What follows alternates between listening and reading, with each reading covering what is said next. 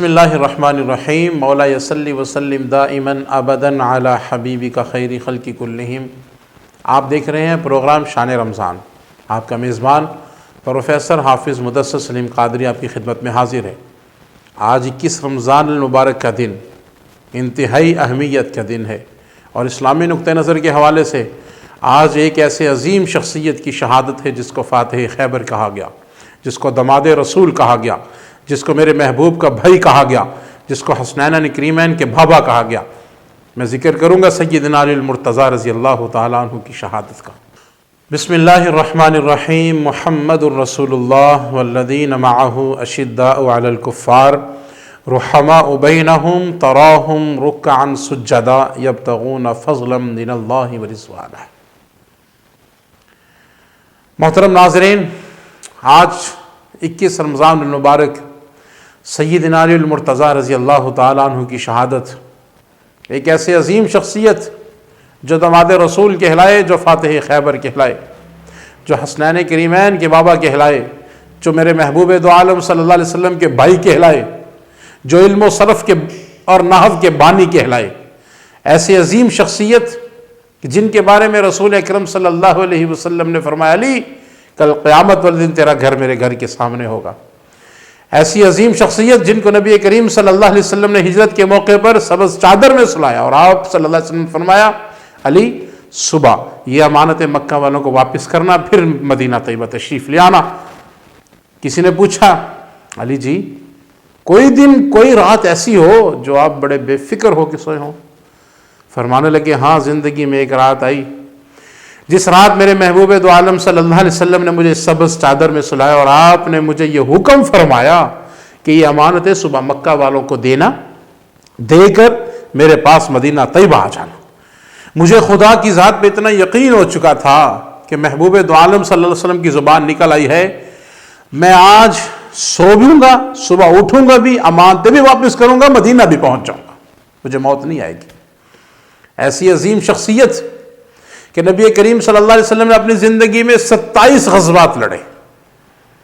26 غزوات وہ ہیں جس میں شریک ہوئے حضرت علی المرتضیٰ رضی اللہ تعالیٰ۔ ایک غزوہ وہ تھا جس میں حضرت علی المرتضیٰ رضی اللہ شریک نہ ہو سکے، اور وہ غزوہ وہ تھا جس کو غزوہ تبوک کے نام سے یاد کیا جاتا ہے۔ وہ غزوہ تبوک تھا جب 2.5 لاکھ رومیوں کے ساتھ مقابلہ تھا۔ اللہ کے نبی صلی اللہ علیہ وسلم نے فرمایا، علی تو مدینہ میں رہ، یہاں پر بچے ہیں، یہاں پر ان کے جو شوہر ہیں، ان کے جو بھائی ہیں، ان کے جو مرد حضرات ہیں، وہ تو جنگ میں چلے گئے ہیں، غزوے میں، پیچھے تو ان کے لیے ٹھہر جا، پیچھے تو ان کے پاس ٹھہر، تاکہ ان کو پتہ ہو کہ کوئی پیچھے ہے ہمارے پاس۔ جب حضور علیہ السلام صحابہ کے ساتھ پروگرام بنا بیٹھے تو مدینہ کی عورتوں نے حضرت علی المرتضیٰ سے کہا، علی جی دیکھیں کیا بات ہے، کوئی اتنی بہادری آپ کے اندر ہوتی تو آپ صلی اللہ علیہ وسلم آپ کو ساتھ لے جاتے۔ وہ پریشانی کے عالم میں حضور علیہ السلام کے پاس تشریف لائے، یا رسول اللہ عورتیں تو کہتی ہیں آپ تو بڑے بہادر ہیں، تو آپ کیوں نہیں جنگ میں جا رہے؟ اللہ کے نبی صلی اللہ علیہ وسلم نے فرمایا، علی کیا تو اس بات کو پسند نہیں کرتا کہ جس طرح موسیٰ اپنی آبادی اور بستی والوں کو چھوڑ کر اور اپنے بھائی ہارون کو اپنا قائم مقام بنا کر وہاں چلے گئے تھے، کیا تو آج اس بات کو پسند نہیں کرتا کہ تو مدینہ میں اسی طرح میرا بھائی ہے جس طرح موسیٰ کے لیے اس کا بھائی ہارون تھا؟ وہ بتانے کا مقصد صرف یہ تھا کہ اگر مدینہ والوں کو نبی کریم صلی اللہ علیہ وسلم کا دیدار کرنا ہو، آپ سے گفتگو کرنی ہو، تو آپ صلی اللہ علیہ وسلم تو موجود نہیں ہیں، لیکن سیدنا علی المرتضیٰ کے چہرے میں دیدار مصطفیٰ بھی دیکھا جا سکتا تھا۔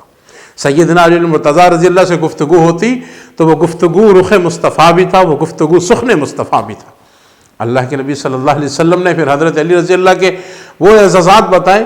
میں نے جب تاریخ میں پڑھا تو حضرت علی المرتضیٰ رضی اللہ کو 4 اعزازات، 4 فضیلتیں ایسی ملی ہیں جو کسی اور صحابی کو نہیں ملی۔ حالانکہ آپ خلیفہ چہارم ہیں، خلیفہ اول سیدنا ابو بکر، خلیفہ دوم سیدنا عمر، خلیفہ سوم سیدنا عثمان غنی، آپ چوتھے خلیفہ ہیں، لیکن جو آپ کو 4 فضیلتیں ملی ہیں وہ سیدنا ابو بکر کو بھی نہیں مل سکی، سیدنا عمر فاروق کو بھی نہیں ملی، سیدنا عثمان غنی کو بھی نہیں ملی۔ اس میں پہلی فضیلت جو سب سے بڑی، اللہ کے نبی صلی اللہ علیہ وسلم کے گھر میں پرورش پائی۔ کسی اور صحابی کے حصے میں یہ بات نہیں آئی کہ اس نے اللہ کے نبی صلی اللہ علیہ وسلم کے گھر میں پرورش پائی۔ دوسری فضیلت، سیدنا علی المرتضیٰ رضی اللہ وہ واحد انسان ہیں کہ جن کے بارے میں محبوب دو عالم صلی اللہ علیہ وسلم نے فرمایا کہ اس پورے عرب و عجم میں اگر کوئی فقیہ الجج ہے، اگر کوئی اچھا فیصلہ کرنے والا ہے تو علی سے بہتر کوئی فیصلہ نہیں کر سکتا۔ میں نے دیکھا محبوب دو عالم صلی اللہ علیہ وسلم کی زندگی میں ایسے باتیں آئیں کہ آپ نے خود فرمایا کہ علی کے پاس لے جا کر اس کا فیصلہ کروایا جائے۔ حضرت ابو بکر کا زمانہ آیا، آپ نے فرمایا علی کو بلایا جائے اور فیصلہ کروایا جائے۔ حضرت عمر کا زمانہ آیا تو حضرت علی رضی اللہ کی بارگاہ میں پیش کیے جاتے ہیں فیصلے، اور آپ فیصلہ فرما دیتے تھے۔ تیسرا اعزاز جو حضرت علی المرتضیٰ رضی اللہ کو ملا، میرے محبوب نے اپنی زندگی میں 27 غزوات لڑے اور 26 غزوات ایسے تھے جس میں حضرت علی المرتضیٰ شانہ بشانہ حضور کے ساتھ تھے۔ اور چوتھا اعزاز، نبی کریم صلی اللہ علیہ وسلم نے حضرت علی المرتضیٰ کے بارے میں وہ جو تاریخی جملہ فرمایا، تاریخ نے سنہری الفاظ میں لکھا، خیبر کا وہ قلعہ جس کو 40 طاقتور آدمی بھی اکھاڑ نہ سکے، میرے محبوب نے فرمایا صبح ایسے شخص کے ہاتھ میں جھنڈا دیا جائے گا جو اس خیبر کے قلعے کو اکیلا اکھاڑ پھینکے گا۔ صحابہ صبح کے دن کے انتظار میں، صبح ہوئی، آپ نے فرمایا علی نہیں آئے؟ ایک صحابی نے عرض کی یا رسول اللہ آنکھوں کی بھنائی اور آنکھوں کی تکلیف کے حساب سے بلایا جائے۔ آپ نے لعاب دہن آنکھوں میں لگایا، یہ وہی لعاب دہن تھا جو صدیق اکبر کی ایڑی پہ لگا، یہ وہی لعاب دہن تھا جو حضرت حسن اور حضرت حسین کو دیا گیا، یہ وہی لعاب دہن تھا جو حضرت زنیرہ رضی اللہ کی ہانڈیے میں ڈلا تھا، یہ وہی لعاب دہن تھا جو حضرت ابو ہریرہ رضی اللہ کو دودھ کا پیالہ دیتے وقت دودھ میں ڈال دیا گیا تھا۔ سیدنا علی المرتضیٰ رضی اللہ کو لعاب دہن لگایا گیا، اور سیدنا علی المرتضیٰ رضی اللہ نے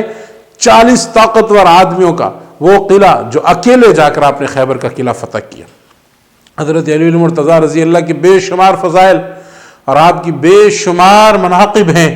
جو تاریخ اسلام میں ایک عظیم اور سنہری الفاظ میں لکھے جاتے ہیں، اور آپ کی شجاعت اور آپ کی بہادری ایک مثالیں نہیں، بے شمار مثالیں۔ غزوے کے موقع پر جب مرحب سامنے آتا ہے تو حضرت علی المرتضیٰ یا رسول اللہ اجازت فرمائیں، میں جانا چاہتا ہوں، لڑنا چاہتا ہوں۔ حضور نے فرمایا علی عمر چھوٹی ہے، اس وقت بڑا طاقتور انسان ہے، اس کے پاس مہارت ہے، وہ بڑا سمجھدار بندہ ہے، یا رسول اللہ آپ اجازت دیں۔ تیسری بات جب حضور نے اجازت فرمائی اور حضور نے فرمایا علی میری آنکھیں نم ہوگی تجھے اجازت دیتے ہوئے، حضور نے دعا فرمائی علی جا، اللہ تجھے کامیاب کرے گا۔ 16 سال کے یہ نوجوان جب مرحب کے سامنے کھڑے ہوئے، اور مرحب کے سامنے جب کھڑے تلوار لے کر کھڑے ہوئے تو مرحب کہنے لگا وہ 16 سال کا نوجوان میرے ساتھ مقابلہ کرنے آ گیا، مجھے تو ویسے تجھ پہ ترس آ رہا۔ حضرت علی المرتضیٰ رضی اللہ نے ایک تاریخی جملہ فرمایا، آپ نے فرمایا میں وہ ہوں جب میری ماں نے مجھے پیدا کیا تھا تو میری ماں نے میرا نام شیر رکھا تھا، اور میری ماں نے مجھے کہا تھا بیٹا جب دشمنوں کا مقابلہ ہوگا نا تو ایسے ان کے ساتھ لڑے گا جیسے کسی جھاڑی کے اندر سے شیر نکل کر دشمن پر مقابلہ کرتا ہے، تو بیٹا تو اس کا مقابلہ کرے گا۔ حضرت علی نے یہ جملہ فرمایا، اور آپ نے جو مرحب جس گھوڑے پر سوار تھا اس کی ٹانگیں کاٹی، مرحب کو نیچے زمین پر گرایا۔ جب مرحب زمین پر گرا تو اس کی زبان سے یہ لفظ نکلا، یہ شکست فاش آج مجھ کو پہلی بار ہے، معلوم ہوتا ہے تو ہی حیدر کرار ہے۔ تو حضرت علی المرتضیٰ رضی اللہ کی شجاعت اور بہادری کے کارنامے تاریخ اسلام نے سنہری الفاظ میں لکھے۔ حضرت علی المرتضیٰ رضی اللہ جس طرح ایک فیصلہ کرنے والی عظیم شخصیت پورے عرب و عجم میں نہیں تھے، حضرت علی المرتضیٰ رضی اللہ فقیہ الجج بھی تھے، اور آپ فیصلہ کرنے میں بڑی مہارت رکھتے تھے۔ آپ کی استقامت بے مثال تھی، آپ کی شجاعت بے مثال تھی، آپ کی بہادری بے مثال تھی، میرے محبوب علیہ السلام کے ساتھ محبت بے مثال تھی۔ اللہ کے نبی صلی اللہ علیہ وسلم کے ساتھ صحابہ کرام کی یہ محبتیں، یہ صحابہ کرام کا پیار جو قدم قدم پر حضور کے ساتھ رہا، دعا ہے رب کریم سے اللہ رب العزت ہمیں ان صحابہ کرام کے نقش قدم پر چلنے کی توفیق عطا فرمائے۔ وآخر دعوانا ان الحمد للہ رب العالمین۔